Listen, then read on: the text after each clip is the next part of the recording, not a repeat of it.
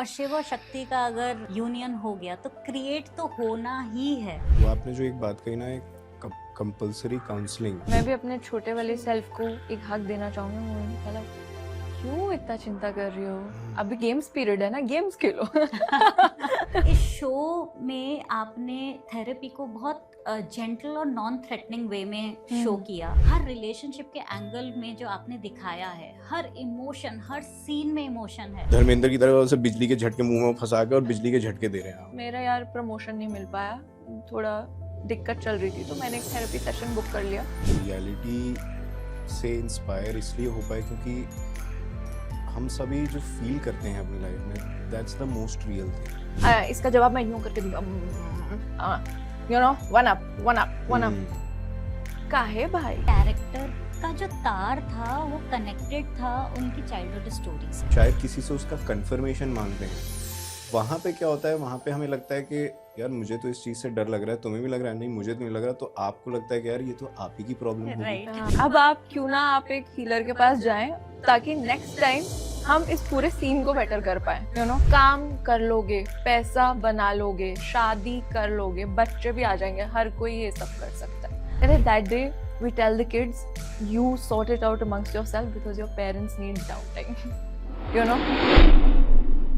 आप सभी ने YouTube पर trending show perfect family therapy का सफर पंकज त्रिपाठी जी का देख ही लिया होगा, या फिर उसके बारे में सुना होगा ना। आज इस शो ने हमें हमारी लाइफ का मिरर दिखा दिया। वो सारे फैमिली डायनामिक्स, वो रिलेशनशिप एंगल्स हमें दिखाए हैं, समझाए हैं, और हमने बहुत कुछ सीखा है उनसे। उस कहानी में कुछ सुलझे और कुछ अनसुलझे इमोशंस के जो रचनाकार हैं, आज हमें मौका मिला है उनसे बातचीत करने का। आज मैं वेलकम करना चाहूँगी परफेक्ट फैमिली के writers Palak bhramari and Adhiraj Sharma को, और आज उनसे जानेंगे बहुत डेप्थ में कि कैसे फैमिली के जो रिलेशनशिप डायनामिक्स हैं वो हमारी लाइफ को मेजरली चलाते हैं, नेविगेट करवाते हैं। हमारे हैप्पीनेस इंडेक्स का बहुत बड़ा परसेंटेज हमारी रिलेशनशिप्स को जाता है, राइट? तो welcome Adhiraj and Palak, and I am so grateful कि आप आज इस इनविटेशन पे आए। और मुझे बहुत अच्छा लग रहा है क्योंकि इस शो ने मुझे मेरे चाइल्डहुड की याद दिला दी, मुझे बहुत सारे ऐसे एंगल्स शो करा दिए जहाँ से मुझे समझ में आने लगा है कि अगर मैं अपने आप को समझ जाऊँ, अपने फीलिंग्स, अपने थॉट्स, अपने इमोशंस को समझने लग जाऊँ, तो शायद लाइफ इजी हो जाएगी, राइट? बिल्कुल बिल्कुल, ये आपने सही पकड़ा। सबसे पहले मैं आपसे ये जानना चाहूँगी कि इतना जो सटल और रियलिटी हर रिलेशनशिप के एंगल में जो आपने दिखाया है, हर इमोशन, हर सीन में इमोशन है, उसकी इंस्पिरेशन कहाँ से मिली आपको? इंस्पिरेशन जिस दिन मैं इसको लिखने के लिए बैठी थी, वो थोड़ा डिफ़िकल्ट डे था मेरे लिए, बिकॉज मैं अपनी फैमिली से लड़ के बैठी थी। ओके। तो मैंने कहा यार ये लड़ाई मेरे को बहुत हर्ट दे रही है। ये मैंने पहले तो अपने में एक्नॉलेज किया वो हर्ट। अब इस हर्ट का क्या किया जाए, यू नो। और जो कि मैं राइटर हूँ तो मुझे तो एक ही चीज़ आती है कि बोल दो। एक कंपल्सिव नीड होती है ना वो आर्टिस्ट की, कि जो भी फील हो रहा है उसको एक तरीके से दर्शाया जाए ताकि लाखों और लोगों को हम बता पाएँ वो बात। तो बस मेरी प्रेरणा वहाँ से थी कि जो मुझे फील हो रहा है शायद और लोगों को भी कभी ना कभी फील ज़रूर होया होगा, तो क्यों ना इसे बोला जाए और अपनी फीलिंग को बहुत लोगों तक पहुँचाया जाए उस छोटी सी मोटिवेशन के साथ। और साइकोलॉजी में इसे कहते हैं सब्लिमेशन। जैसे अपनी चीज़ें, इसको गुड कोपिंग मैकेनिज्म जिसे कहते हैं ना, कि अपनी चीज़ को आर्ट के फॉर्म में डाल दिया और उसको आगे बढ़ा दिया। तो वो एक एक बॉदरेशन, एंगर, हर्ट, और फिर उसको एक कुछ बना के लोगों तक पहुंचाने का एक तरीका। बस मेरे को वो ये था कि शायद क्या पता लोग मेरे जैसे और हर्ट हो रहे हों, तो क्या पता उनको भी, अब मुझे तो समझ में आ गया, बट जो लोग हर्ट है वो हर्ट ही रहेंगे, तो क्या पता उनको ऐसा कुछ दिखा दिया जाए कि उनकी हर्ट थोड़ी सी कम हो जाए। Wow, very noble cause you have done. इसमें हर कैरेक्टर के अपने इमोशनल पैटर्न्स आपने शो अप करे, किसी को इमोशनल अवॉइडेंस, साइलेंस, कंट्रोल, और इसको देख के हमें हमारे अनकॉन्शियस पैटर्न समझ में आए। तो ये आपकी कॉन्शियस चॉइस थी ये सब दिखाना? डेफिनेटली मैम, जैसे पलक ने भी बोला भी कि रियलिटी से इंस्पायर इसलिए हो पाए क्योंकि हम सभी जो फील करते हैं अपनी लाइफ में, that's the most real thing. हम उसको मास्क कर लेंगे, उनको डिनाई कर लेंगे, लेकिन फीलिंग्स क्या हैं? फीलिंग्स आएंगी ही आएंगी। एंड यही हमारा इंटेंशन था कि इस शो से एटलीस्ट हम लोगों को वो वाली करेज दे पाएँ कि जो आप फील करते हो उसमें आप पूरी ऑनेस्टी से उसको फील करो। उसके ऊपर आप एक्शन लेना चाहते हो, नहीं लेना चाहते, you want to be a passive participant और active participant, that is the latter, वो आपका हर इंडिविजुअल का अपना एक्शन है। लेकिन हम एटलीस्ट वो एक स्टिग्मा हटा दें कि फील करना ही गलत है।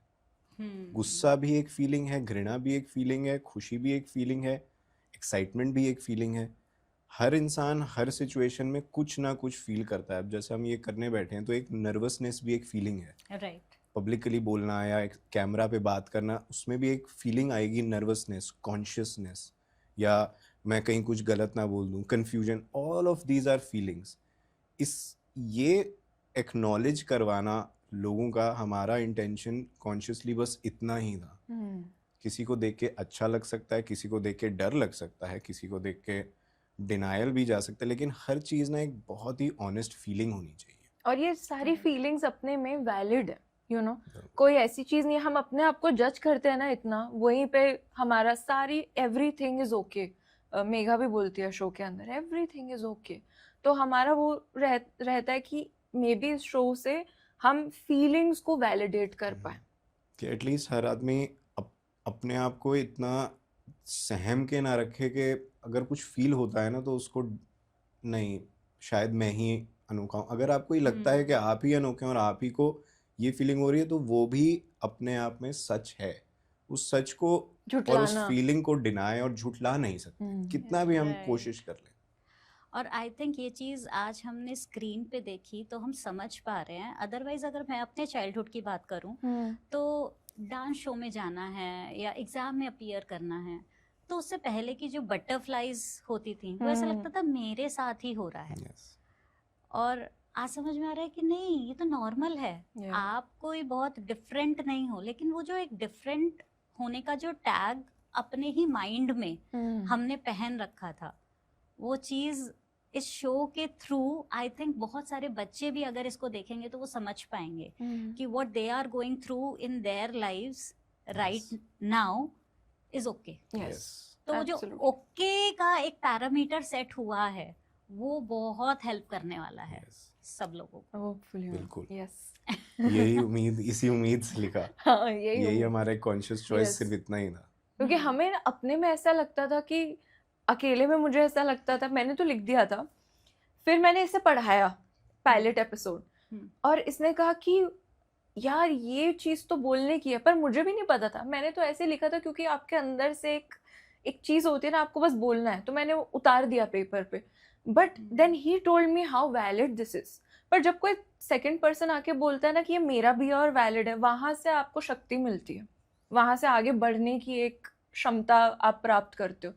वहाँ से गाड़ी स्टार्ट हुई हमारी पे। और बचपन से क्या है ना, ये इसमें ना किसी की गलती है ना इसमें किसी का एक ना जानबूझ के कोई नहीं करता। बचपन से हम लोग बहुत कुछ फील करते हैं, लेकिन क्या है, जैसे ही हम शायद किसी से उसका कंफर्मेशन मांगते हैं, वहाँ पे क्या होता है, वहाँ पे हमें लगता है कि यार मुझे तो इस चीज़ से डर लग रहा है, तुम्हें भी लग रहा है, नहीं मुझे तो नहीं लग रहा, तो आपको लगता है कि यार ये तो आप ही की प्रॉब्लम होगी, मैं ही एक लूजर हूँ पूरी दुनिया। लेकिन उस बंदे ने, जो सामने वाले को शायद डर उस मोमेंट में ना लग रहा हो, लेकिन उसका डर किसी और जगह पे प्लेस्ड है या उसकी खुशी कहीं और प्लेस्ड है। तो हम बचपन से ना उसको मास्क करना सीख जाते हैं।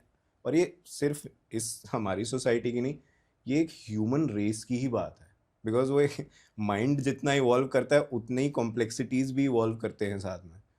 तो ये मुझे एक चीज़ ये पढ़ के था कि एटलीस्ट ना सब लोग बैठ के, एक परिवार साथ में बैठ के ना कम से कम ये देखे कि हर कोई जो फील कर रहा है उसकी एक डिस्टिंक्ट पोजीशन है।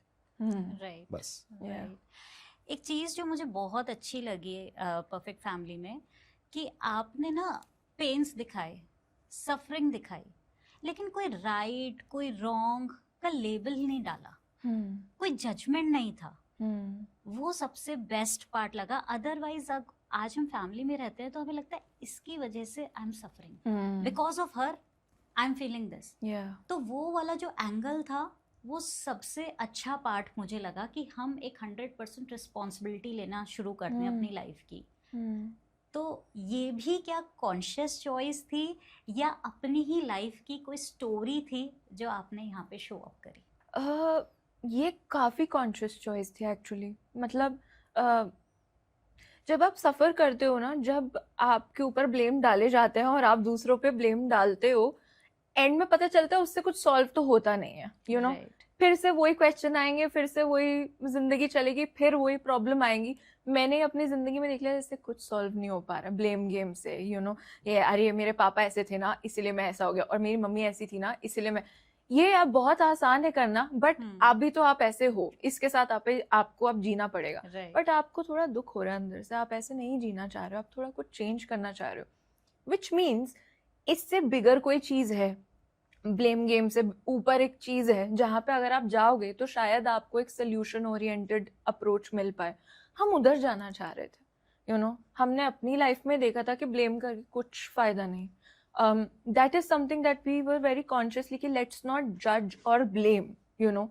Let's embrace ourselves, let's embrace our dark parts, let's embrace that we are very selfish people, let's embrace that, you know, there is some sort of darkness in us। कोई बात नहीं, कोई बात नहीं, हम सब ऐसे हैं, तभी तो ठीक है। वो वाली 3 इडियट्स में वो वाली बात है ना कि मैं फेल हो जाती हूँ तो बहुत बुरा लगता है, बट साइड वाला फेल होता है तो थोड़ा कम बुरा लगता है। हम सारे सेम बोट में ही हैं, तो इतनी कौन सी बड़ी बात हो गई। जब ये समझ में आ जाता है ना, जीना आसान हो जाता है। आई वाज लाइक ये सिंपल बात तो अभी तक हमें पता ही नहीं है, तो क्यों ना लिख लिख के इसको बता दिया जाए एक शो के माध्यम से, यू नो।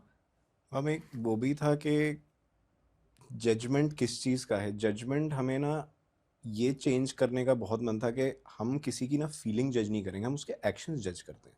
ओके। जैसे कहीं भी एक सबसे बड़ा जज का कोर्ट में भी जब हम जाते हैं तो एक्शंस आर जज्ड। द जज डजंट कि आपको जो गुस्सा आया था वहीं से आपकी गलती थी, आपने उसके बाद जो एक्शन लिया उसके ऊपर जजमेंट है। तो यहाँ तो इतना अच्छा मीडियम है कि साइकोलॉजिकली हम सिर्फ ये टारगेट करेंगे कि आप जो एक्शन या रिएक्शन देते हैं वो जजमेंट के लिए होना चाहिए, जो आप फील कर रहे हैं वो जजमेंट नहीं होनी चाहिए। जब हम ये सोचना एज अ सोसाइटी शुरू करेंगे कि जो मैं एटलीस्ट फील कर रहा हूँ वो गलत नहीं है या जज नहीं हो रहा, शायद हम अपने आप को भी थोड़ा लिबरेट कर पाए। ये एक इंटेंशन हमारा कॉन्शियस तो बिल्कुल था कि लोग जब परिवार के साथ 4 लोग बैठेंगे ना, तो दादाजी से लेकर जो पोता पोती तक की जनरेशन है, सब लोगों को एक अपनी रिलेटिबिलिटी मिले कि हाँ यार गुस्सा तो मुझे भी आता है, डर मुझे भी लगता है, नर्वसनेस मुझे भी होती है, सेल्फिशनेस मेरे अंदर भी आती है, लेकिन जैसे ही उनके एक्शन रिएक्शन है वो हम आपकी जजमेंट में छोड़, फीलिंग को हम जज नहीं करेंगे। That was very very conscious whenever we are writing anything, क्योंकि ऑथर भी कई बार लिखते हुए अपनी बायस डालता है कि ऐसे ऐसे मम्मी और दादी में जो लड़ाई हो रही है, मैं तो बचपन से मम्मी का पर्सपेक्टिव देखता हूँ तो मम्मी सही होंगी। नहीं, दादी और मम्मी दोनों अलग ओपिनियन रखते हैं, अलग अलग चीज़ें फील कर रहे हैं। ये आपके ऊपर है, ऑडियंस आपके ऊपर है कि आपको जज करना है या पहले आप फीलिंग को समझना चाहते हैं या अंडरस्टैंड करना। यस, यू नो कि जबकि ऑथर पॉइंट ये कितना सही बात बोली, पहले इनिशियल ड्राफ्ट्स में हमारा काफी थोड़ा बायस है, क्योंकि आप क्या करो, you know, you are writing. फिर धीरे धीरे बड़ी कॉन्शियसली हमने उसको थोड़ा ऑब्जेक्टिफाई किया कि नहीं नहीं नहीं नहीं, ये थोड़ी करना था, you know, you have to balance it out. वो बड़ा पेचीदा गेम था हम दोनों के लिए कि कैसे बैलेंस किया जाए, कि दादी का भी पॉइंट ऑफ व्यू ये है, मम्मी का पॉइंट ऑफ व्यू है, अब ये व्यूअर के ऊपर है। आप, ये हमारा काम है दिखाना, आपको जस्प करना है, जज करना है या अंडरस्टैंड करना है, वो व्यूअर के ऊपर छोड़ते हैं, और उसकी मानसिकता, उसकी डिसर्नमेंट, उसके विवेक के ऊपर छोड़ा जाता है। एक छोटा सा अगर मैं इसमें बस एक एग्जांपल, जैसे ये एक सीन है शो में जिसमें कमला और नीति के बीच में है कि नीति एक बाहर से अचीव करके आती है, जब उनको एक चेक मिलता है तो she is coming back in a good mood, Kamla घर पे टीवी देख रही है उस टाइम, वो जब आती हैं तो कमला की एक एक्सपेक्टेशन है अटेंशन को लेके कि बहू जब घर आई है तो थोड़ी अटेंशन मुझे दो, because she herself is lonely in the house, nobody is paying attention to her. नीति एक फीलिंग लेके आ रही है कि मेरी एक सेंस ऑफ अचीवमेंट है, आज मुझे किसी से लड़ना झगड़ना नहीं है. दोनों लोग, अब अगर इस सीन में बहुत बहुत खूबसूरत सीन है, बहुत छोटा सीन है, लेकिन बहुत खूबसूरती की बात ये थी कि कमला की जो अटेंशन की नीड है वो भी वैलिड है, उसकी जो सेंस ऑफ अचीवमेंट है वो भी वैलिड है. अब वो जब क्लैश करेंगी, उसके रिएक्शन एक्शन में कौन कठोर बातें कहेगा, कौन शायद अपने आप को पेन देगा, कौन चिल्लाएगा या कौन झगड़ा उठाएगा, those are the actions. But can we really जज their feelings? They are the reality.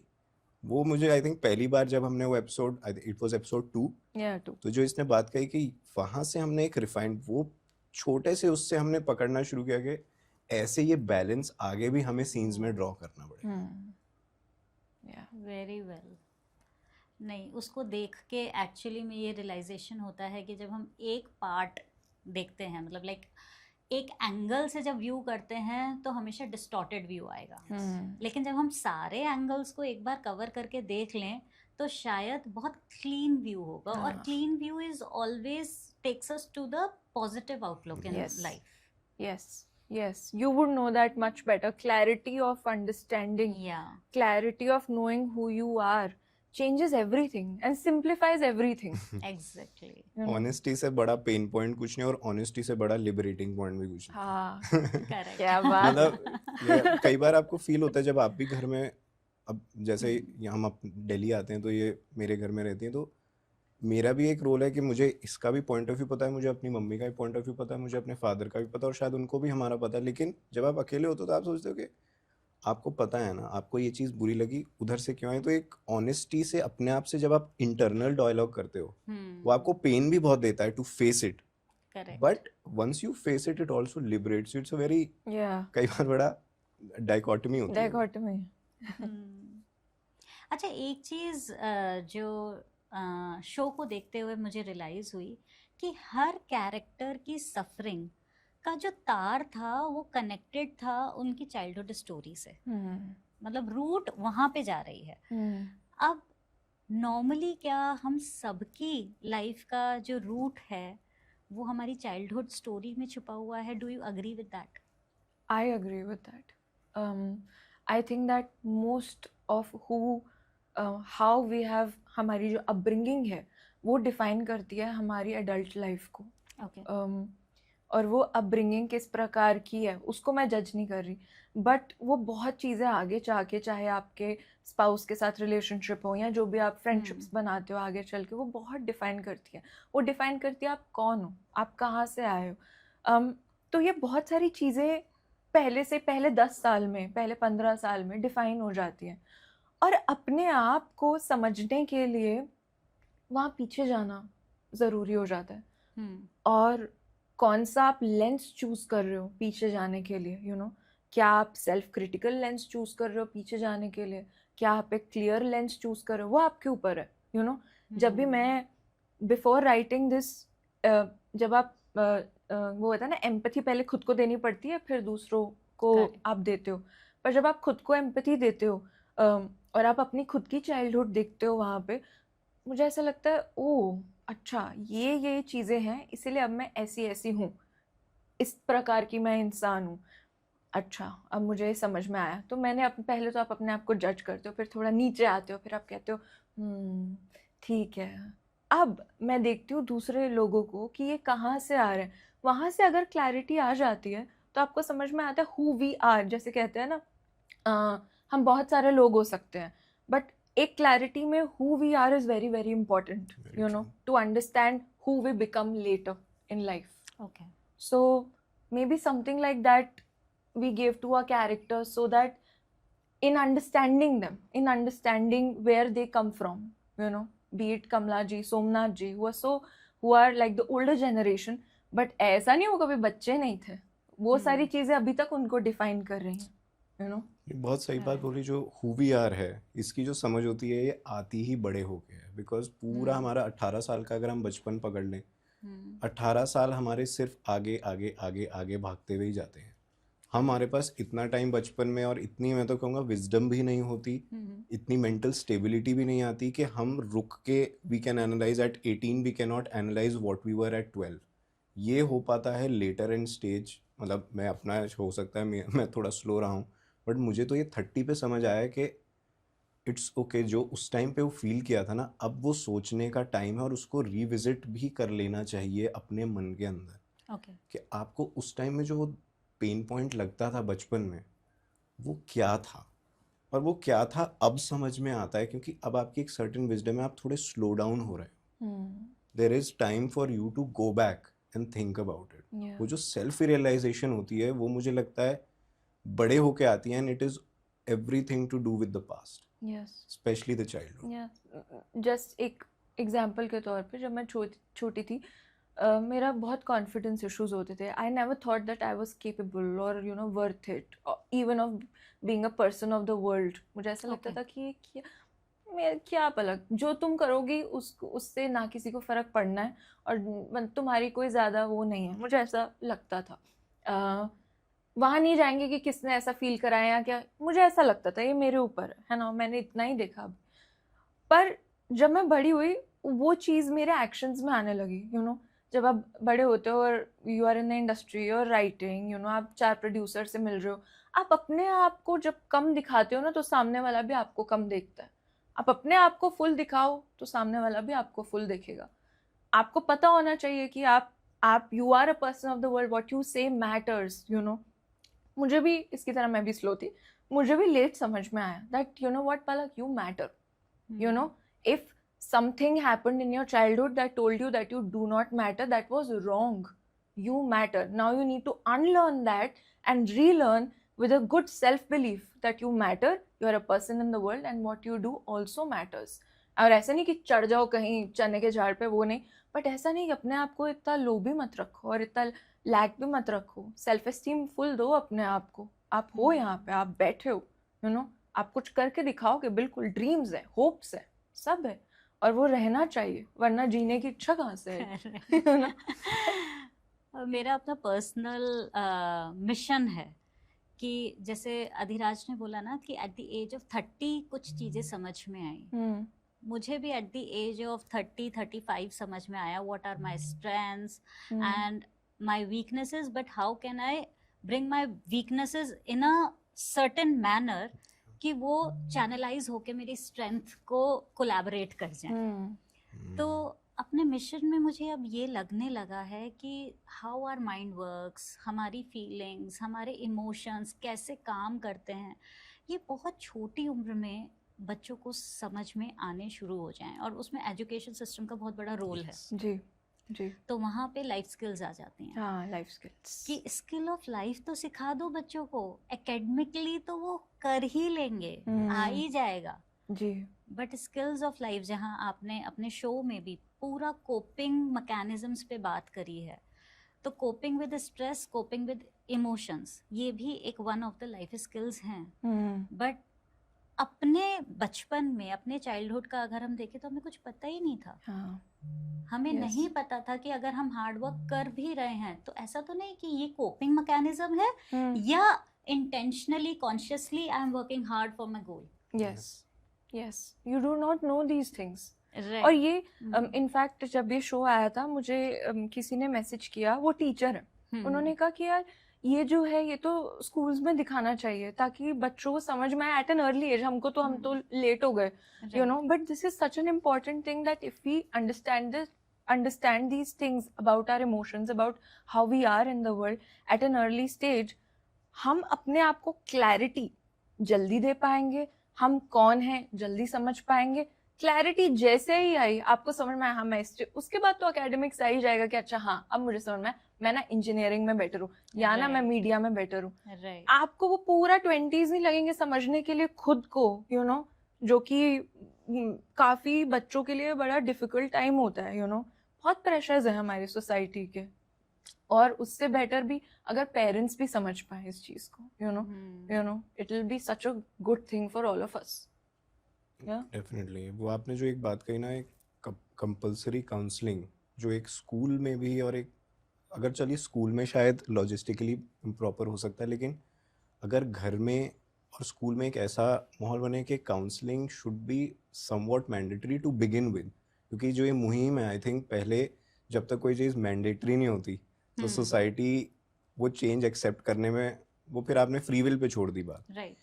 लेकिन अगर हम वो मैंडेटरी कोई चीज़ करें ना कि हर बच्चे को वीक में इतने आवर्स का एक काउंसलिंग का वो पूरा करना ही करना है, चाहे वो स्कूल काउंसलिंग में करें चाहे वो प्राइवेट काउंसलिंग से करें, लेकिन अगर वो साथ साथ एजुकेशन के मेंटल हेल्थ की ग्रोथ भी होती रहेगी आई थिंक वो बहुत ज़रूरी है, क्योंकि वरना वही 30 years हैव गॉन बाय, हर कोई शायद वो सेल्फ रियलाइजेशन भी नहीं कर पाएगा और नहीं कर पाता। मैंने जितना देखा है 95% people do not get that wisdom about themselves only even till they are 80 years old, और वो इसी रीज़न से है क्योंकि हम अपने आप से हमेशा भागते हैं, हम बचपन को हमेशा डिनाई करना चाहते हैं। मैं बहुत ख़राब स्टूडेंट था, मेरे फोकस इश्यूज थे, मेरे बहुत डिस्ट्रैक्शंस थी। I am sure it must have been a pain point for my mother also because she is sponsoring the education, she is sending me to a institute जो जहाँ पे fees जाती है। But आज की डेट में अगर वो 20s में आप वो डिनाई करना चाहते हो कि नहीं नहीं मैं उस चीज़ को ना अपने कलंक को मिटा के रहूँगा, मैं प्रूव करके दिखाऊँ, मैं प्रूव करके दिखाऊँ, लेकिन थोड़ा सा रुक के अगर मैं समझ कि प्रूव करना क्या है, क्या वो आपका Exactly. एप्टीट्यूड था, क्या वो आपकी गलती है? हम अपने आप को पनिश करते हैं बाय डिनाइंग आवर चाइल्डहुड। मुझे तो 30 पे बड़ा वैसा होता था कि शायद अगर मैं आज अपने पास से मिलूं मैं उसको सिर्फ थोड़ा सा उसका हाथ पकड़ के उसको एक गले लगाना चाहूँगा, मैं कुछ बदलना नहीं चाहूँगा, बस उसको ये बोलूँगा कि it's okay, what your reality is right now, it's your reality, just accept that honesty। बस मतलब ये मेरा ऐसा थॉट प्रोसेस आता था कभी कभी। मैं भी अपने छोटे वाले सेल्फ को एक हक देना चाहूंगी, मैं बोलूंगी भला क्यों इतना चिंता कर रही हो, अभी गेम्स पीरियड है ना, गेम्स खेलो। नाइस।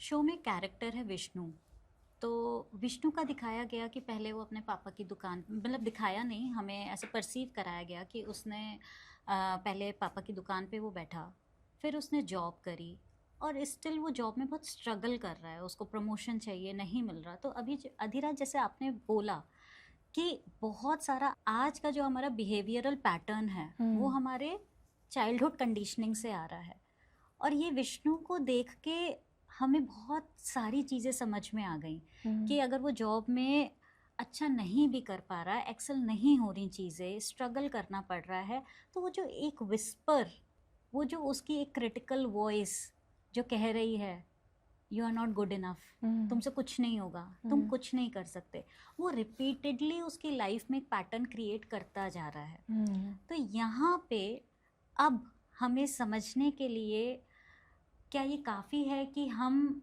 अपने चाइल्डहुड में जाके उस विष्णु को एम्ब्रेस कर लें, वो जैसा था वो बहुत अच्छा था। डेफिनेटली। मुझे तो ये चीज़ एक बाद में बहुत समझ आई, जब भी मैं किसी से मिलता हूँ कुछ ना कुछ हर इंसान में गिफ्ट होता है। कोई शायद नंबर्स को लेके बहुत अच्छा हो, कोई स्पोर्ट्स को लेके बहुत अच्छा हो, किसी का दिमाग फिजिक्स में बहुत अच्छा चलता है, किसी का दिमाग रीडिंग में बहुत अच्छा है, कोई ड्राइंग बहुत अच्छी करता है। तो हर कोई भी इंसान इस दुनिया में बिना किसी एक यूनिकनेस के नहीं बना है, चाहे वो कैसा भी हो। हम बस बचपन से उन पैटर्न्स में फंस जाते हैं क्योंकि हम एक सोसाइटी में रहते हैं। There are certain norms of that, एक अथॉरिटी पोजीशंस के हिसाब से ये चीज़ काबिलियत की मेट्रिक हैं, कुछ चीज़ें नाकामयाबी की मेट्रिक हैं, लेकिन वो मेट्रिक बनाने वाले भी इंसान ही हैं ultimately.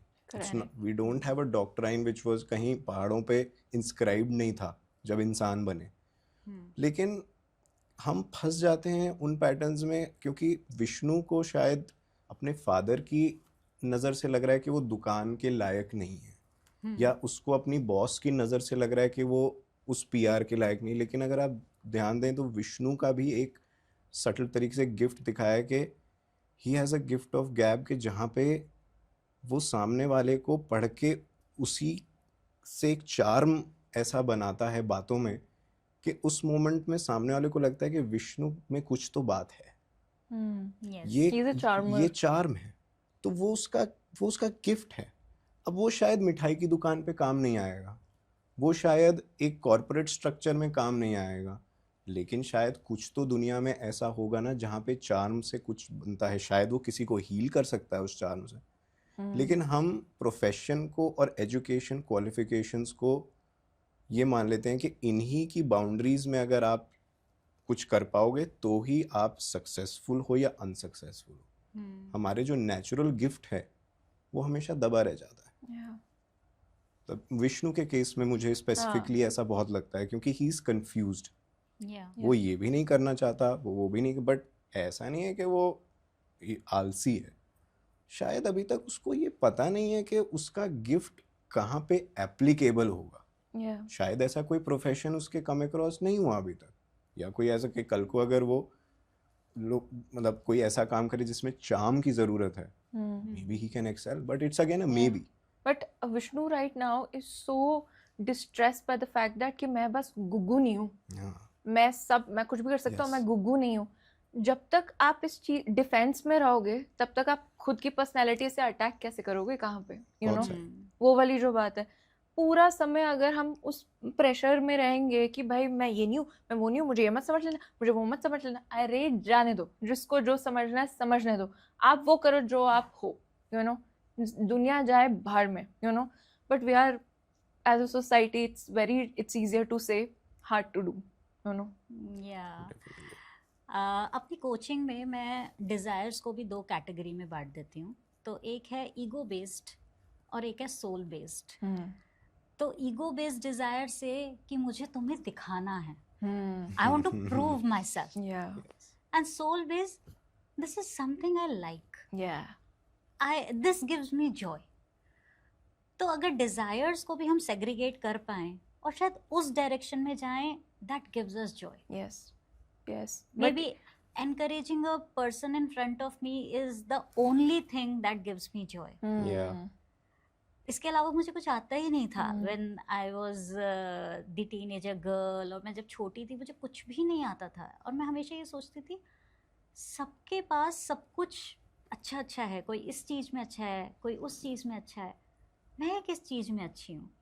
And at the age of 35 ये रिवील हुआ, एक चीज अच्छी है वो ही सही से कर ले बस। आप, मैं बताऊँ आप किस चीज में अच्छे हो, आप सब लोगों को ये बताने में एक्चुअल में अच्छे हो कि तुम इस चीज में अच्छे हो, वो एक बहुत बड़ी चीज है मैम, यू नो, जो हमारी मेघा भी करती हैं, you know, to know that these people, to find, to give them clarity, you know. We are all really suffering in our complex worlds, in our modern day relationships, in our modern world. हमको अब बहुत ज़रूरत है ऐसे लोगों की जो बता पाएँ, जो इंकरेज कर पाएँ, जो अप्रिसिएशन दे पाएँ फॉर जो चीज़ें हम हाइड करते हैं ना, उसको खोल के देख के बता पाए, अरे यहाँ जाओ, ये बहुत अच्छी चीज़ है तुम्हारी, यू नो। और एक राह चाहिए ना। आप जैसे लोग, you know, I always say it's like God's work, you know. Therapy, the ones who give therapy are doing God's work, because आप ना जिंदगी सुधर जाती है, काम कर लोगे, पैसा बना लोगे, शादी कर लोगे, बच्चे भी आ जाएंगे, हर कोई ये सब कर सकता है। बट एक अच्छी जिंदगी, एक अच्छी क्वालिटी ऑफ लाइफ तभी आ पाती है जब कोई आपको एक सही राह और एक क्लैरिटी दे पाए खुद के लिए। सो आई थिंक आपका तो सबसे बड़ा काम है। डेफिनेटली किसी को भी वो रियलाइज कराना कि आप जितने हो काफ़ी हो, आई थिंक वो बहुत है, क्योंकि हम हमेशा ज़्यादा कम में ही नापते हैं। क्योंकि आधी ज़्यादा लाइफ हम ये कि अच्छा अगर मेरा ये गिफ्ट है तो क्या इस गिफ्ट से मैं पैसा कमा पाऊंगा, क्योंकि ultimately everything comes down to earning the livelihood. अच्छा अगर मैं इनकरेजिंग में अच्छा हूँ तो शायद मैं मोटिवेशनल स्पीकर बनने में मुझे 10 साल लगेंगे, लेकिन तब तक सोसाइटी इतना प्रेशर डालेगी कि अच्छा मोटिवेशनल स्पीकर में कितना कमा लेते हो महीने का। जैसे ही वो आया बैरिकेड, आपका अपने ऊपर से ही ट्रस्ट टूटना शुरू हुआ। True, absolutely true. और यहाँ पे ना आपने कपल डायनामिक्स बहुत रियल और बहुत सटल तरीके से दिखाए। तो अगर हम तीनों कपल्स को देखें, विष्णु नीति, विजिबल कॉन्फ्लिक्ट दिखाई दे रहा है दोनों के बीच में। हम देखें पूजा एंड अशोक, वो हैं कपल्स दोनों कंफ्यूज्ड, उनको पता ही नहीं है कि एग्जैक्टली उनको इस रिलेशनशिप में रहना है, नहीं रहना है, करना क्या है। फिर आ जाते हैं सोमनाथ और कमला। हम्म, ये दोनों मैं ऐसा बोलूँगी कि कपल्स हैं but duty based, duty oriented, yes, उसके आगे उन्हें कुछ नहीं पता। करेक्ट। तो इन सारे डायनामिक्स में आपको क्या लगता है सबसे ज़्यादा खतरनाक डायनामिक कौन सा है? मेरे हिसाब से तो सबसे ज़्यादा खतरनाक तब होता है जब फर्क पड़ना बंद हो जाता है, you know, silent. Silent, like when it जूं तक नहीं रेंगती ना, जब वो सबसे ज़्यादा खतरनाक होता है। लड़ रहे हो मतलब कि केयर करते हो इसलिए थोड़ा लड़ रहे हो, you know, when there silence and when you don't care, things maybe to a point have become a little bit irreparable, up to a point, you know, and that's really hurting and that's dangerous and it's also very very very sad, you know. मुझे तो ये सबसे dangerous लगता है। नहीं, सही बात है। मैं इसी पे ही बोल सकता हूँ कि जब वो फ़र्क पड़ना अगर बंद हो गया एक कपल के बीच में, कपल ख़त्म है। क्योंकि वो तो फिर ये तो अनजानों वाली बात है ना। मुझे हर सड़क पे चलते हुए इंसान से फ़र्क नहीं पड़ता।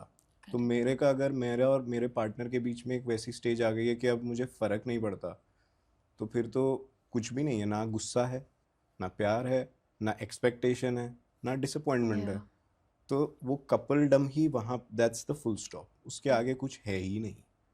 उस मामले में मुझे लगता है कि अशोक और पूजा में कम से कम वो एक मेच्योरिटी अटेन करी कि अगर फ़र्क नहीं पड़ रहा है तो इसको हम ड्रैग भी नहीं करेंगे।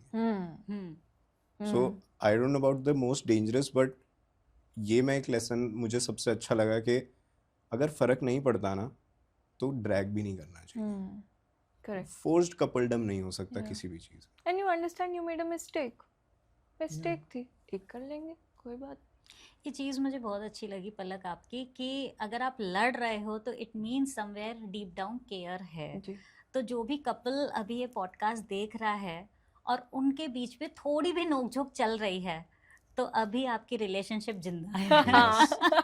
अभी उम्मीद बाकी है। उम्मीद बाकी है। Yeah. तो you can work, definitely you can Yes. Work on. Yes, और आप रियल लाइफ में भी कपल्स हैं, साथ में काम कर रहे हैं, तो ड्यूरिंग योर राइटिंग जर्नी ऐसी कुछ चीज़ आई जो कहीं एज अ कपल कोई कॉन्फ्लिक्ट क्रिएट हुआ हो कि ऐसे नहीं ऐसे, तो वो कोई एपिसोड अगर आप शेयर करना चाहें? अधिराज पहले बोलेगा।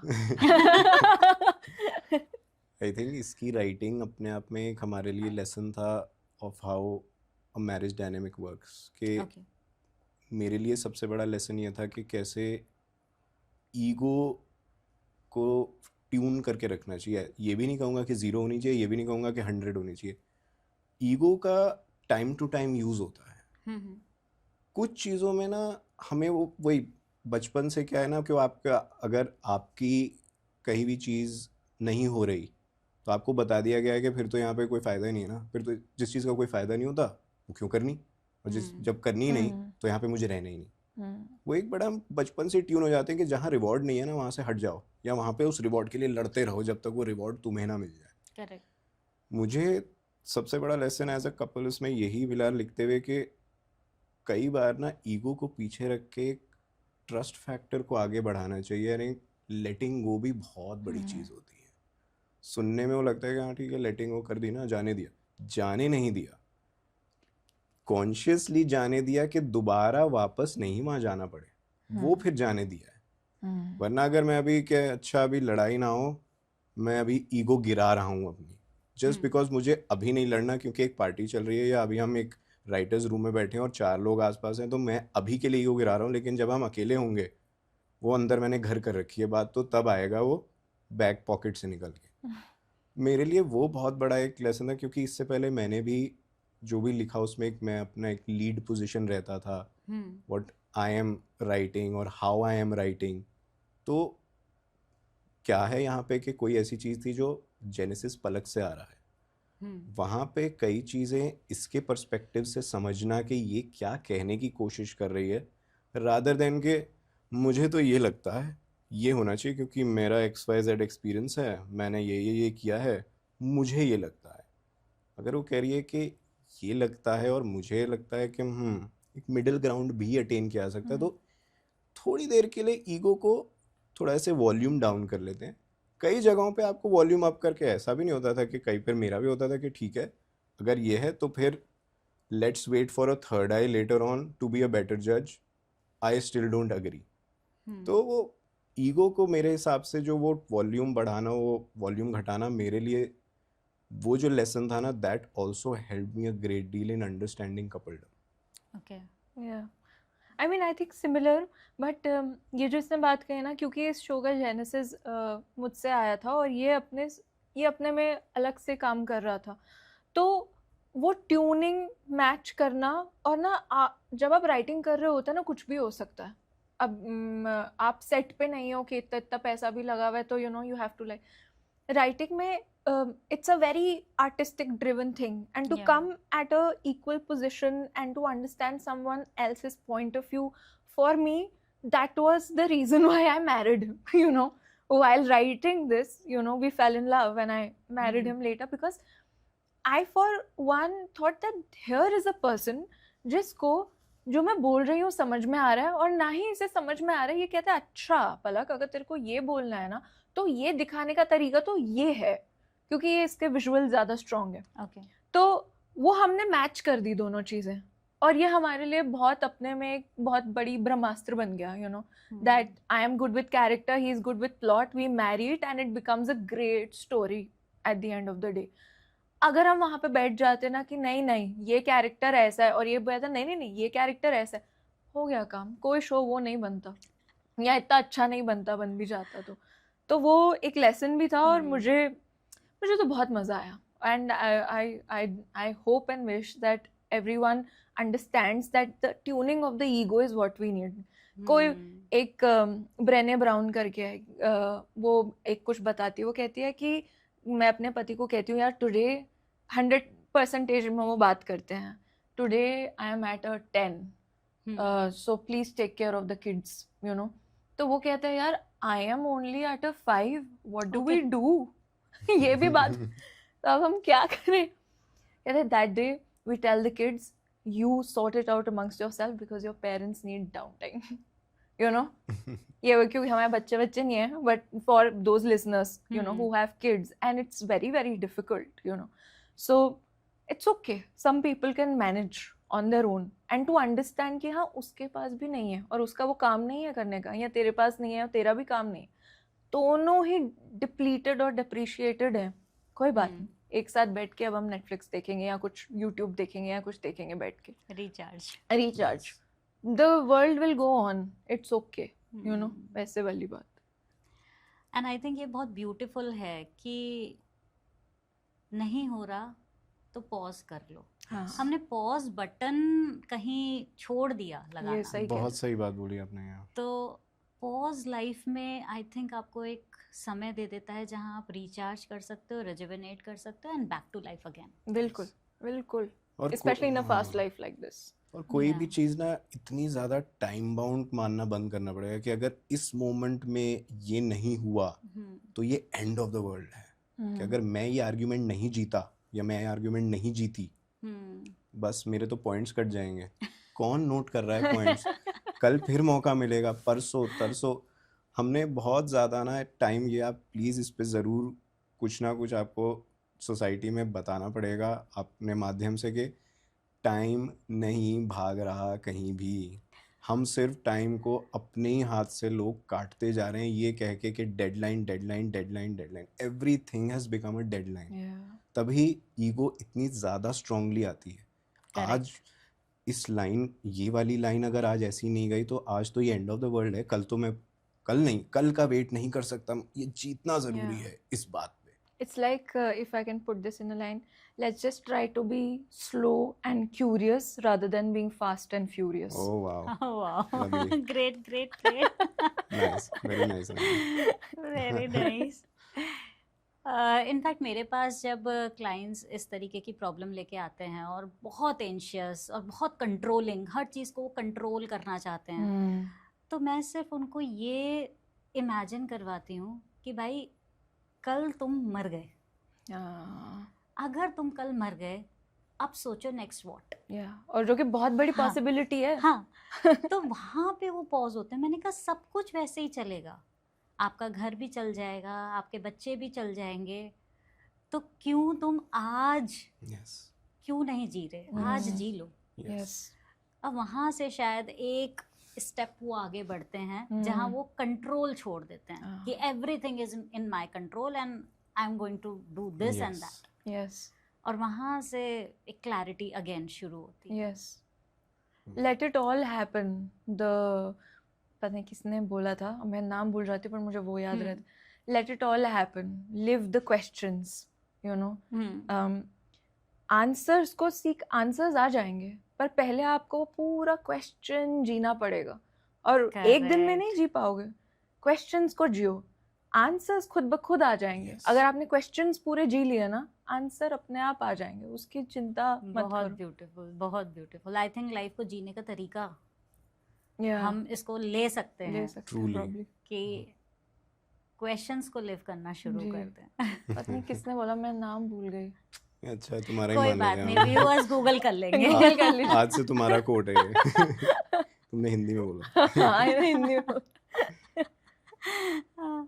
कपल्स को लेके मुझे ऐसा लगता है जैसे अभी आप दोनों भी अपना जर्नी शेयर कर रहे हैं, अपना राइटिंग के टाइम का क्या क्या आप लोगों ने देखा, जिया, मिरर किया, तो ऐसे में मुझे जो एकदम से समझ में आ रहा है कि one is Shiva and the other is Shakti, और शिव और शक्ति का अगर यूनियन हो गया तो क्रिएट तो होना ही है। एंड लाइकवाइज परफेक्ट फैमिली का क्रिएशन तो होना ही था बिकॉज ऑफ शिव एंड शक्ति, कि आप दोनों ने ना अपने आप के स्ट्रेंथ को कोलैबोरेट करके क्रिएट कर दिया। One is good in writing, other is good in plotting, and I think as couple अगर हम अपनी रिलेशनशिप को ऐसे ही व्यू करने लगें कि कोई इनकम्प्लीट नहीं है, we are all complete in our own sense, Yes, but when we come together yes, we are for the growth, yes. we are for the creation।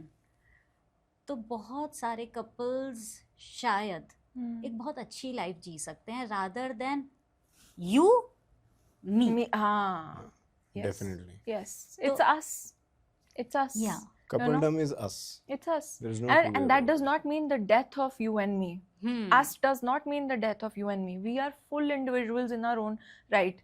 कहते हैं ना, सबसे बड़ी चीज कपल्स में ये होनी चाहिए कि एक दूसरे के सॉलिट्यूड को प्रोटेक्ट करना आना चाहिए। करेक्ट। अब ये भी किसी ने बोला था, मुझे नाम नहीं याद आ रहा, बट मुझे ये पता है कि the truest form of coupledom is when you are able to protect each other's solitude, and by solitude I mean who they are should remain, but when you come together something new comes about, some growth like you said comes about, you know। वो तो everyday vacation हो जाता है हमारे लिए। तो आज उठ के आज क्या करेंगे, ये वो ये आज कुछ इनैक्टमेंट करते हैं, आज ना एक वीडियो बनाते हैं, आज ये लिखते हैं, आज बाहर जाके ना इससे बात करते हैं, यो आंटी कब से देख रही थी हमको, उनसे नमस्ते करके आते हैं, you no, stuff like that. और हमको बहुत मजा आता है छोटी छोटी चीजें करने में, हम अपने में बड़े खुश रहते हैं, एंटरटेन्ड रहते हैं इन अ वे। यार हमने दोनों ने ना बात जो क्रक्स का है बिल्कुल सही कहा कि इंडिविजुअलिटी ज़्यादा ज़रूरी है। और हमारा क्या है, नेचर होता है, जब हम लव मैरिजेस पे भी अप्लाई होता है, रिलेशनशिप्स पे भी अप्लाई होता है, टीनेज गर्लफ्रेंड बॉयफ्रेंड पे भी अप्लाई होता है। जैसे ही हम लोग एक दूसरे को पसंद कर लेते हैं और एक म्यूचुअल अग्रीमेंट हो जाता है, पता नहीं क्यों we start changing each other for कि तुम मेरे जैसे क्यों नहीं ज़्यादा बन रहे थे, या मैं तुम्हारे जैसे, and that causes the frustration. जबकि जब एक क्या कहते हैं प्यार परवान चढ़ रहा होता है, जिसको चेज कहते हैं, कि जब एक दूसरे को रिझा रहे हैं, रिझाने में हमें वो चीज़ें पसंद आ रही हैं जो हम में नहीं है, तभी हम किसी चीज़ की तरफ अट्रैक्ट हो रहे हैं। नॉर्थ साउथ एक कॉम्प्लीमेंट्री, एक लॉक इन की है, लेकिन जब लॉक इन की लग गई फिर हमें होता है कि दोनों की क्यों नहीं है, या दोनों ही चाबियां क्यों नहीं बन जाते, या दोनों ही नॉर्थ पोल क्यों नहीं बन जाते। वो एक इतना पता नहीं नेचुरल वो है कि जैसे ही हम एक दूसरे को एक दूसरे से अपने जैसा बनाएंगे वो तो रिपेल करेगा। Yes. हमें अपने जैसा नहीं चाहिए था कभी भी। जो आपने वो शिव शक्ति का भी एग्जांपल दिया, वो कॉम्प्लीमेंटिंग स्ट्रेंथ्स होनी चाहिए। करेक्ट। बट ये हम क्या करते हैं यूजुअली मैरिजेस में, एक दूसरे को अरेंज में भी यही होता है कि ठीक है स्टार्टिंग में दो ऑपोजिट लोग आए, लेकिन प्रॉब्लम्स वहाँ से शुरू हो जाती हैं कि ये इतना मेरे जैसा नहीं है, या ये मेरे जैसी नहीं है। अच्छी बात है, नहीं है, वहाँ से आपके लिए ग्रोथ के लिए बहुत कुछ है, उधर से उसके लिए ग्रोथ के लिए बहुत कुछ है. That's I Yeah. Think. And it's a great life. It's a great life, honestly. I can say that because I'm living it. It's a great life. Every day is a vacation. We are having the time of our life. और आप किसी चीज़ से भी face कर सकते हो. आप उसके बाद अपनी फैमिलीज भी फेस कर सकते हो, आप प्रोफेशनल स्ट्रगल्स भी फेस कर सकते हो, और जिनके बच्चे हैं वो अपने बच्चों को भी उनकी तरफ भी उनका एक अलग नज़रिया बनेगा देखने का, कि अगर वो एक दूसरे को बदलने की जगह एक दूसरे की कॉम्प्लीमेंटिंग स्ट्रेंथ्स को पकड़ लें. तो आई थिंक कपल्स को यहाँ से लेने की बहुत ज़्यादा ज़रूरत है. कुछ लेसन्स अगर आप अपनी रिलेशनशिप में ड्रॉ करना चाहें तो डेफिनेटली इस पॉडकास्ट को सुनिएगा, परफेक्ट फैमिली शो को देखिएगा और रिफ्लेक्ट अपॉन करिएगा कि आप एग्जैक्टली बहुत अच्छी लाइफ एज अ कपल जी सकते हैं. कहाँ छोटे छोटे लूप्स आ रहे हैं, उन गैप्स को ज़रूर फिल करिएगा. एक क्वेश्चन और है मेरा कि लाइक इस शो में आपने थेरेपी को बहुत जेंटल और नॉन थ्रेटनिंग वे में शो किया, जहाँ से हमारे इमोशनल और मेंटल वेलबींग की शुरुआत होती है. तो आपको अब लगने लगा कि थेरेपी को नॉर्मलाइज करने का समय आ चुका है? बिल्कुल आ चुका है. 100%. 100%. पहले हमारे पास, जब हम पहले के कल्चर में रहते थे ना, there used to be certain rituals, you know, a way of life that was balanced, you know. तब ईगो भी थोड़े कम होते थे. अब क्या है, कॉम्प्लेक्सिटी बढ़ गई है, और उस क्योंकि कॉम्प्लेक्सिटी बढ़ गई है और हमारे पास हम we are more fast and furious these days. हमको कोई एक जन जो हमसे रिलेटेड ना हो, अगर हमको कोई मिल जाए सुनने के लिए और हमारी बातें समझने के लिए, या कोई ऐसे थेरेपिस्ट जिसके सामने हमको शेम ना फील करे, जो हम उनको बस बोल दें as it is, you know, that is the need of the hour, you know, because I have benefited from it. I personally think that we should make this very common कि वो बात है यार, आज नज़ला हो गया और कल क्या हुआ, कल ना मेरा यार प्रमोशन नहीं मिल पाया, थोड़ा दिक्कत चल रही थी, तो मैंने एक थेरेपी सेशन बुक कर लिया. I spoke to my therapist and now I am better. चल बाहर थोड़ा घूम के आते हैं, सैर करके आते हैं थोड़ा, you know, as simple as that. इसमें कौन सी बड़ी बात है? इसमें क्या बड़ी बात है? ये स्टिग्मा टूटना बहुत ज़रूरी है कि जैसे ही हम मेंटल थेरेपी की बात करते हैं तो हमारे दिमाग में वो थोड़ा ना, वो फिल्मों ने इतना डिस्टॉर्ट कर दिया कि anything to do with mental is हो कि वो बिजली के शॉक मिलेंगे. Pop culture has really worked against the mental therapy. आज हमारा तो ये एम ही शो से ये था कि इस शो से कम से कम हम एक कॉमन पब्लिक के लिए, एक इंडियन ऑडियंस के लिए ये स्टिग्मा ब्रेक कर पाएँ कि जो सामने एक थेरेपिस्ट बैठा है ना, वो थेरेपिस्ट कोई वो नहीं है, मतलब don't treat them like a medical doctor के they will either bring out a very big injection और they will throw pills inside you और they will, you know, start doing something with you which is physically it will effect you. ऐसा नहीं है. Mental therapy की बहुत ज़्यादा need, उतनी ही ज़्यादा, इनफैक्ट मुझे तो आज के टाइम में लगता है उससे ज़्यादा नीड है. हम अपने घर पे सारा इलाज कर सकते हैं, दवाइयाँ विटामिन ले सकते हैं. मेंटल थेरेपी के लिए भी have to rely on somebody and shame हटानी पड़ेगी. और ये शेम ना फैमिलीज़ को समझना पड़ेगा कि अगर कोई आपकी फैमिली में लेना भी चाह रहा है तो उसको फिर स्टिग्मा नहीं कि अच्छा ये तो वो वहाँ जाता है ना, उस वाली डॉक्टर के पास जाता है, तो इस, या तो हम उसको क्या करते हैं वैसे साइड कर देते हैं कि एक्स्ट्रा सेंसिटिविटी से ट्रीट करेंगे कि नहीं इससे मत बोलो, इसको कुछ मत वो करो, ये नहीं तो वो हो जाएगा. वो भी नहीं करना है. या फिर एकदम के ओहो इसको मत बुलाओ, ये ना यार थोड़ा, ये फिर कल को हम कोई बात करेंगे कहीं जाके बता देंगे. That is why we wanted to make this show के वो, तभी हमने थेरेपिस्ट का कैरेक्टर भी थोड़ा ऐसा रखा कि नॉन थ्रेटनिंग है. क्योंकि लोगों का ना पॉप कल्चर ने इतना ज़्यादा गंदा एक वो बना दिया ना कि इंडिया में कि अच्छा दिमागी बीमारी है तो वो धर्मेंद्र की तरह से बिजली के झटके मुंह में फंसा के और बिजली के झटके दे रहे हैं आपको, या आपकी ब्रेन सर्जरी कर दी और उसको उसकी ब्रेन किसी और को दे दी उसकी मतलब because pop culture really effects, क्योंकि आर्ट कंज्यूम इतने सारे लोग एक साथ 200 लोग एक थिएटर में बैठ के कुछ कंज्यूम करते हैं, कॉमन आइडियोलॉजी उनके दिमाग में परसीव हो रही है. And we wanted to really make that effort कि हम ये काउंटर करना ही करना है और इसी डिपिक्शन से करना है. I think great effort you have made and great job done. Thank you. इसको मैं ना कई बार बहुत एक सिंपल वे में ऐसे समझाती हूँ कि अगर आज मुझे मेकअप करना है, काजल लगाना है, बिंदी लगानी है, I always use mirror. Without mirror मैं करूँगी तो थोड़ा सा हेवे हो सकता है. Correct. लाइकवाइज अगर हम लाइफ में इस रूट को अपनाते हैं तो it's like inner mirror Yes. कि आप अपने इनर मिरर को देख पा रहे हो, you can now lead your life in a better way. Yes. Definitely. Yes. तो it's just a It's- mirror. Yes, it's It is. a person just showing you a mirror. How simple and how beautifully you put it. क्योंकि कैसे लगाओगे, खुद को तो नहीं देख पा रहे हो ना, चाहिए मिरर. बस खुद के दिमाग के लिए भी एक मिरर चाहिए. Yes. Simple. Very true. Yeah. अच्छा, बहुत अच्छा मेटाफर है. हाँ, what a metaphor. So we are almost at the end of our beautiful conversation.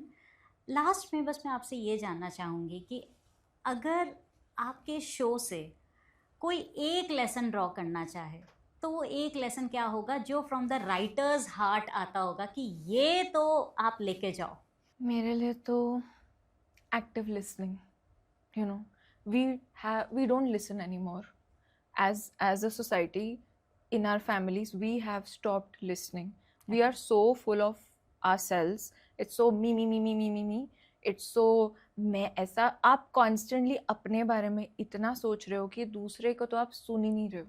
ये सबसे, मुझे ऐसा लगता है सबसे बड़ी problem. We stop listening. Really listen, not just to the words. जैसे वो टोन समझो, you know. अगर वो आप आने देते हो, अपने अंदर आने देते हो, बहुत सारी चीज़ें वहीं पे क्योर होने लगती हैं या समझ में आने लगती हैं. Okay. So for me it's definitely active listening of each other. वो मेघा ने भी बोला था ना, ये नहीं कि सुनो तो सिर्फ सुनो, ये नहीं पहले से ही दिमाग में रिप्लाई बनाना शुरू कर दो, क्योंकि मी अच्छा इसने ये बोल दिया, 2 शब्द सुनेंगे, उसके बाद क्या होगा, इसका जवाब मैं यूं करके दूंगा, you know, one up.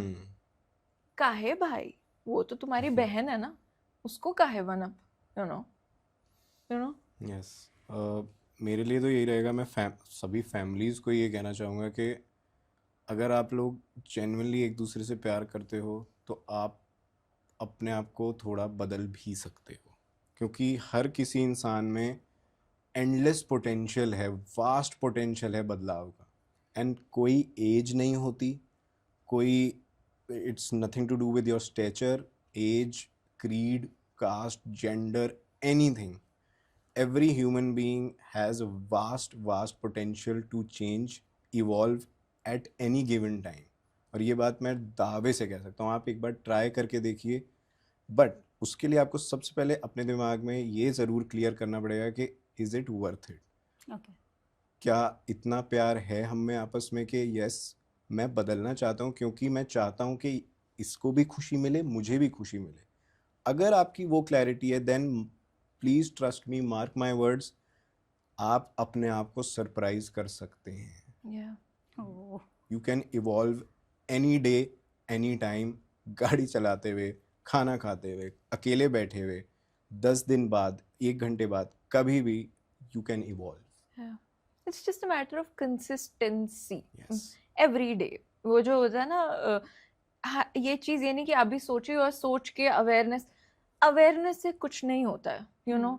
हम सेल्फ अवेयर कहते हैं, बट उस सेल्फ अवेयरनेस को जब तक आप एक्शन में नहीं लाओगे, वो किसी के लिए बेनिफिशियल नहीं, खुद के लिए भी बेनिफिशियल नहीं है, you know. Self awareness has to convert into action, but that can only happen if you practice it every day, you know, like everything else in the world. Yeah. एक दिन में थोड़ी स्विमिंग सीख लेते हैं, एक दिन में थोड़ी साइकिल चलाना सीख लेते हैं, तो ये इसमें भी समय लगेगा, और वो भी प्रोसेस अपने में बड़ा मज़ेदार है. Yes. बहुत मज़ेदार प्रोसेस है. और बहुत टाइम है हमारे पास बहुत ज़्यादा टाइम है. As a human race we have a Yeah. Lot of time in hand. ये भी तो करते हैं. हाँ. Correct. Such One more father. thing is coming into my mind right now कि परफेक्ट फैमिली को देख के एक अवेयरनेस तो क्रिएट हो गई है, and this is for sure. जिसने भी देखा होगा एक अवेयरनेस आई होगी कि okay my life is at this point right now, currently my family dynamics are working in this manner. Now what could be the next step? Awareness आ गई, किसी भी इंसान को अवेयरनेस के बाद वो क्या नेक्स्ट स्टेप लेना चाहिए जो उसको टुवर्ड्स हीलिंग या टुवर्ड्स ट्रांसफॉर्मेशन की तरफ लेके जाए उनकी लाइफ को? ये डिफिकल्ट क्वेश्चन है मेरे लिए. मुझे लगता है अगर आपको ये समझ में आ गया कि आपको हीलिंग की ज़रूरत है, definitely find a healer. Yeah, actually. मेरा वापस मैं उसी पॉइंट पे कि अगर आपने आपने एक्चुअली 50% बैटल तो जीत ही ली, ये रियलाइज करके कि हाँ मुझे कुछ दिक्कत है। हेल्प की जरूरत है। हम्म। अब जब आपको ये पता है हेल्प की जरूरत है, तो हेल्प किससे लेनी है वो आपको बस उतना ही एक वो स्टेप फाइंड है। आउट करना है। हाँ, और वो बहुत डिफिकल्ट टास्क है। I mean that is something that I am also struggling with my own family, that they are now self aware because you know बच्ची का शो देख लिया, वाह वाह वाह, बट अब क्या करें। बट आपकी ग्रोथ उतनी रह जाएगी सेल्फ अवेयर में। उसमें क्या होता है, आप ना सेल्फ अवेयर में सेल्फ डेप्रिकेटिंग जोक्स बड़े बनते हैं कि मैं तो ऐसा ही हूँ ना, तेरे को तो पता है, मेरे को ज्यादा समझ नहीं आता, हा हा हा। बट पापा अब हम क्या करें इसका, यू नो ग्रेट, हंस लिए 4 बार। अब आप क्यों ना आप एक हीलर के पास जाएं ताकि नेक्स्ट टाइम हम इस पूरे सीन को बेटर कर पाए, यू नो आप मम्मी को बेटर समझ पाओ, अपने बच्चों को बेटर समझ पाओ, थोड़ा मी कम हो जाए, यू नो सबके लिए बेहतरी, खुद के लिए तो माशाल्लाह क्या मस्त बेहतरी है। और एक छोटा सा कि आप हीलर के पास भी चले जाएंगे, कोई आपको एडवाइस भी करे, लेकिन थोड़ा सा एफर्ट उसके बाद भी लगेगा। कॉन्शियस सिर्फ ये नहीं कि अच्छा पूरे हफ्ते में जो मेरा एक दिन थेरेपी सेशन है मैंने वहां तक भी पहुंच गया हूँ, लेकिन थेरेपी सेशन से निकलते ही वापस कि वो तो थेरेपिस्ट के सामने तो 1 घंटा मुझे बस चेंज होना था, वो बहुत जरूरी है कि आपको अपना भी एफर्ट करते रहना है, क्योंकि थेरेपिस्ट विल नॉट चेंज, आपकी कोडिंग नहीं चेंज करे, वो आपकी हेल्प करेगा, सबसे बड़ी करना। हेल्प, लेकिन एंड में आप अपनी ही कर सकते हैं, करना खुद ही पड़ेगा। प्रोएक्टिव। या आई थिंक बचपन में कोट पढ़ा था ना, God help those who help themselves. Yes definitely. Yes yes. तो ईश्वर भी आपकी मदद करेगा। और अगर आप ये सुन रहे हैं, इस चीज़ को देख रहे हैं, तो कहीं ना कहीं वो सिग्नल्स पहुंच रहे हैं आपको, वो डायरेक्शंस मिल रहे हैं कि now is the time to change something in your life, and now is the time कि just take a different route. अभी तक जैसी लाइफ जी के आए हो, यहाँ तक पहुँचे हो, थोड़ा सा रूट चेंज कर लो और बेटर जा पाओगे, right? Yes yes. So thank you so much Palak and Adhiraj. Thank you. मैं मतलब दिल से आपका अभिनंदन करती हूँ। आई एम सो ग्रेटफुल कि आप आए और इस बातचीत को आगे बढ़ाया, सो दैट आज मेरी भी लाइफ में, व्यूअर्स की लाइफ में कुछ एक शिफ्ट डेफिनेटली आया है। Thank you to you ma'am. I mean आपका मेरे लिए आभार। तो वो बड़ी बात है कि किसी ने ऐसे देखा और एक हीलर कह रहा है कि ये एक देखने की चीज है और इससे हम आगे बढ़ सकते हैं as a society, as a community. So thank you for doing the work thank that you you so do. Much, and वो एक्नॉलेजमेंट मिलना ही हमारे लिए very very grateful to you. Thank you. Thank you so much. So much. Thank you. So मैं चाहूँगी कि अगर आपने अभी तक परफेक्ट फैमिली यूट्यूब पर नहीं देखी है, तो प्लीज़ आज ही देख लो और उसके बाद रिफ्लेक्ट अपॉन करो अपनी लाइफ में, कहाँ अटके हुए हो, कहाँ स्टकनेस है, और उस स्टकनेस को आप हील कर सकते हो। There is a way, do it. Bye bye.